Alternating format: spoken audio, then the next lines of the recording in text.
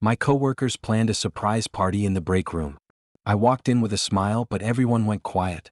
Someone whispered, "Why is she here?" Then my manager smirked and said, "It wasn't for you. Sit down before you embarrass yourself again." I picked up a slice of cake, smiled, and walked back to my desk. They didn't know I was recording. And now I have the tape. My name's Marlene. I'm 44 years old, divorced, no kids, and I live in Lubbock, Texas. I've worked at the same place for almost 11 years, a regional supply chain company that services agricultural equipment across West Texas.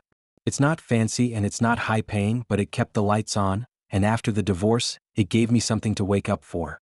My job wasn't glamorous. I was in data and logistics.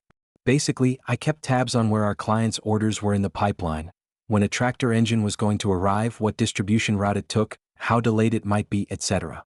Most of the people I worked with were either 20-somethings fresh out of tech school or older guys counting down to retirement. I kept to myself. Brought my own lunch, drank my black coffee, did my work, and left right at 5. It wasn't that I didn't want friends, it's just that I didn't fit in with the newer crew. Over time, I noticed the cliques forming. People would laugh by the coffee machine, exchange inside jokes, or make plans for happy hour. I was always just a little outside the circle. But that was fine. I wasn't there to be popular. I just wanted to do my job, collect my check, and go home. Things started to change about a year ago when we got a new manager, Chet Halverston. He was in his early 30s, wore tight button-downs, had perfect teeth, and walked like someone who never had to say, "I'm sorry" in his life. From the beginning, he didn't like me. I could feel it. He never said anything outright, but he'd skim past me in meetings, interrupt me when I spoke, and once even told another team member, "Old dogs don't learn new tricks." I overheard him. I was standing around the corner. The worst part was the whispering. At first, I thought it was just in my head. I'd walk by the break room and hear silence drop like a curtain. Sometimes I'd hear muffled laughter when I sat back down. I brushed it off, told myself I was being paranoid. But the little things added up. Missing emails. Being left off meeting invites. Having my input accidentally ignored on major projects. Then came the Friday that changed everything. It was right after lunch. I was heading to the break room to refill my water bottle. I remember it so clearly because it was one of the first warm days of spring and I was feeling good. I had actually worn my favorite top, a pale green blouse I got on clearance from Dillard's. My hair had cooperated for once. I felt presentable. I smiled as I walked down the hallway. I even thought maybe I'd treat myself to a piece of birthday cake if anyone had brought something in for a birthday. As soon as I opened the break room door, the mood snapped. Confetti still hung in the air. Balloons were tied to chairs. There was a banner that read, "Happy Birthday, Tyler," in big block letters. Everyone was gathered around the table, holding little paper plates of cake. The energy was electric, until I stepped in. The silence hit like a slap. I paused, smiled. "Oh, I didn't know we were doing a birthday. Happy birthday, Tyler." People avoided eye contact. One of the girls from reception, Shelby, whispered to the guy next to her, "Why is she here?" That's when Chet looked up from his spot at the end of the table. He grinned, not in a friendly way, and said loud enough for everyone to hear, "It wasn't for you. Sit down before you embarrass yourself again." Some people chuckled. My smile stayed frozen on my face. I walked up to the cake, grabbed a slice with one of the plastic forks and turned back to the door. "Thanks for the cake," I said quietly and left. My hands were shaking when I got back to my desk. Not from anger. From humiliation. My chest was burning like I'd been branded in front of the entire office. Like I'd stepped into a private world where I didn't belong. I sat down. Took one bite of cake. It tasted like sand.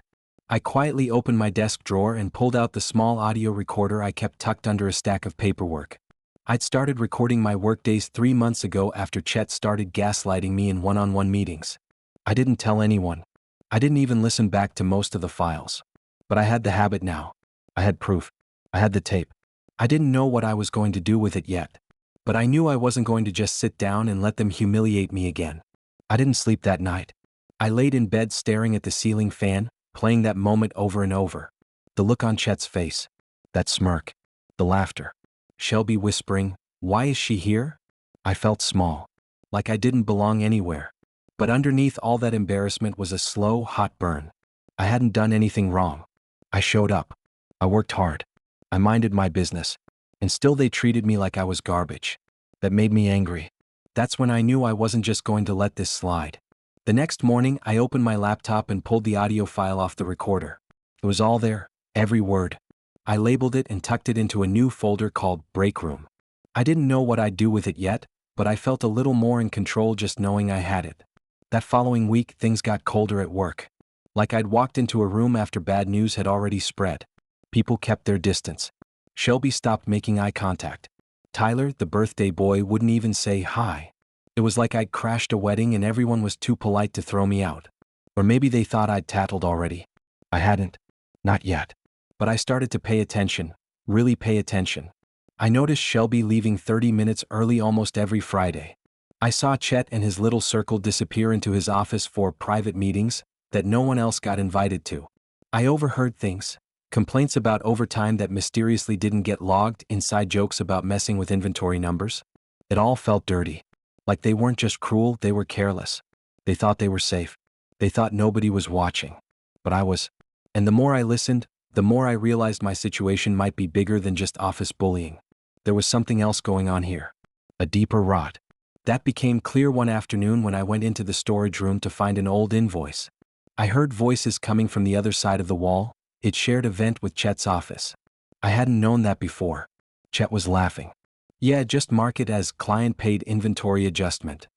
It won't matter. Marlene's the only one who'd catch it, and she's too busy being bitter over cake. Then silence, followed by Shelby giggling. That was the moment I knew. They were using me. Using my position, my silence, my experience to cover up shady bookkeeping. If I left or got fired, they'd erase the only person who could trace what they were doing. If I stayed, they'd keep gaslighting me until I quit out of frustration. I went home that night and dug through every file I had access to. Inventory reports, purchase logs, shipping delays. Over the next month, I kept building a folder, quietly, methodically. I called it Backup. I sent copies to a cloud account only I could access, and I kept recording. Then something happened that flipped the whole thing upside down. I got a call from HR.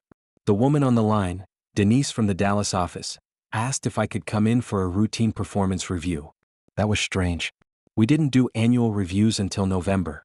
It was May. But I said yes. And the minute I walked in, I knew something was wrong. Chet was there. So was Denise. And someone from compliance. They handed me a sheet of paper. It was a write-up. Failure to follow proper communication procedures. Excessive absences. Delays in reporting updated inventory logs. I blinked. What? I haven't missed a day in 6 months. Chet folded his hands and smiled. Marlene, let's not make this harder than it has to be. We've had multiple complaints. It's probably time to talk about transitioning you out. My hands shook as I held the paper.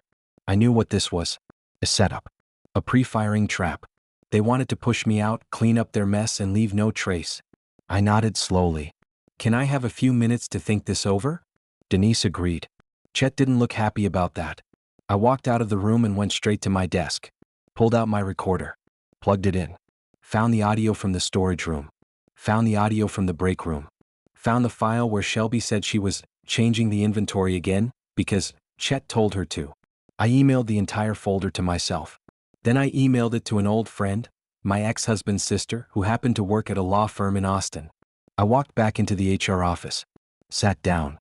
I'm going to need this write-up in duplicate, I said. And while we're at it, maybe we should talk about the inventory discrepancies.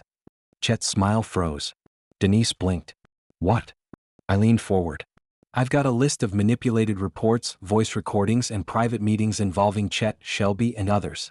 I'm happy to bring in legal counsel and discuss all of it. For the first time, Chet looked nervous. Are you threatening us? He asked. I looked him dead in the eyes. I'm giving you a choice. And that's when the real game began. They didn't fire me that day. Denise looked pale. She told me they'd review my claims and take this matter seriously.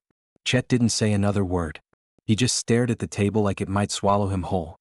I walked out of that room feeling like I'd finally punched a hole through the wall they'd built around me. I went straight to my desk, packed up my things, and didn't return on Monday. I didn't have to. I wasn't finished yet, but the next steps had to happen outside the office. My ex-husband's sister, Tracy, was a lawyer who'd worked corporate fraud cases before. She reviewed the recordings and emails over a weekend. On Monday morning, she called me. This is good, she said. Really good. You caught more than just bad behavior. There's actual fraud here, tax-related, inventory theft, even falsified logs tied to government-subsidized equipment. If you want to take this public, we'll need to be smart. She filed a formal whistleblower complaint with the IRS and a report to the company's parent corporation, which was based in Chicago. This wasn't some little family-run business. They had investors, legal teams, reputations to protect. Tracy made sure the reports were bulletproof. I stayed quiet just like she told me. 2 weeks later, everything cracked open. It started with the finance guy, Paul, being escorted out of the building. Then Shelby stopped showing up. People said she went on leave. A week after that, Chet disappeared too. I never saw him again. I heard later from someone in IT that his emails had been frozen, and they'd found years' worth of manual overrides to cover up missing inventory. Apparently, they were writing off items as damaged and selling them on the side. Sometimes it was parts. Sometimes it was full tractor engines. That's hundreds of thousands of dollars. Maybe more. And the reason it worked for so long? Because I had been doing the tracking for most of those years. Quietly, thoroughly, without praise. They'd started forging my logs when I got too careful. They thought they could bully me out before I caught on. But I didn't go quietly. The fallout wasn't fast. Investigations never are. But they were loud. In July, I was asked to join a conference call with the parent company's regional director.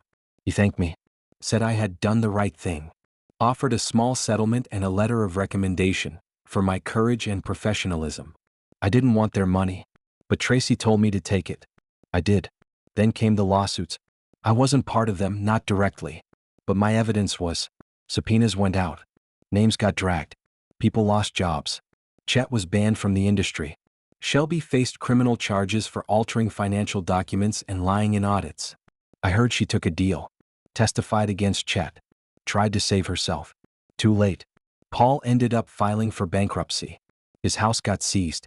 Last I heard, he was working at a tire shop in Amarillo. That was the justice.